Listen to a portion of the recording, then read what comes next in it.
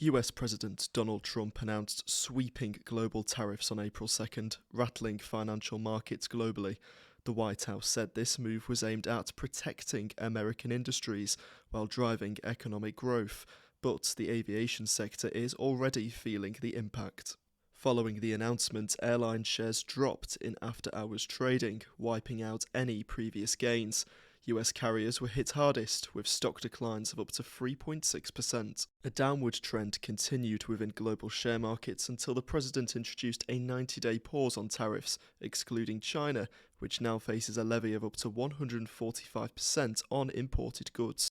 Manufacturers are also closely monitoring the fallout. Airbus and Rolls-Royce told Airline Economics that they are assessing the impact, while Boeing issued a warning to the US Senate Commerce Committee, cautioning that any kind of a trade war could severely hinder its international sales, which account for 80% of its commercial aircraft business. The ripple effects of these tariffs are already being felt in annual forecasts, with US carriers already dropping full-year guidance, citing heightened economic uncertainty and pressures from rising costs. This is of course a developing situation, and you can keep up to date with all our news by visiting our website. That's www.aviationnews-online.com. One of those US carriers that has cut its full-year guidance is Delta, announcing during its first quarter earnings that it would be reducing planned capacity growth for the second half of 2025. In response to what Delta described as a lack of economic clarity in the wake of Trump's tariffs, the airline recorded an operating income of $569 million for the quarter, with an operating margin of 4%. Operating revenues were $14 billion for the 3-month period, and net income totaled $240 million.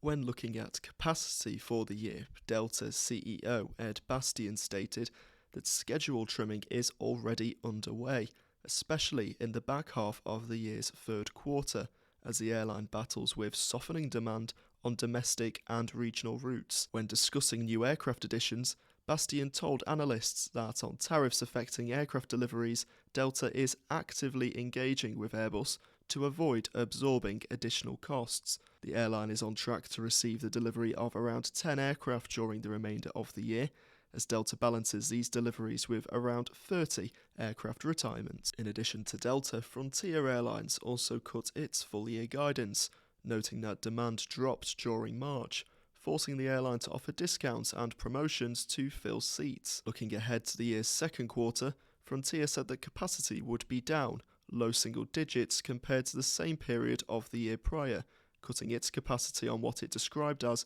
slower travel days. For the first quarter of the year, Frontier expects an adjusted net loss per share in the range of 20 to 24 cents, along with a pre-tax loss margin of 5%.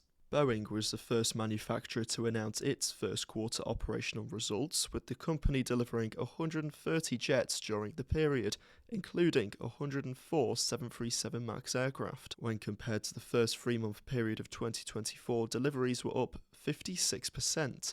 Looking at March, the company delivered a total of 41 aircraft, up by 41% when compared to figures recorded by Boeing during the same month of 2024. Boeing ended the quarter with 204 net orders, bringing its total backlog to 5,648 aircraft. Next was Airbus, delivering a total of 136 aircraft during the first quarter of the year. This represents a drop in comparison to the same period of 2024, when the manufacturer delivered 142 aircraft. Looking at March, the manufacturer delivered 71 planes, a figure which aligns with revised estimates reported in the media prior to Airbus's announcement.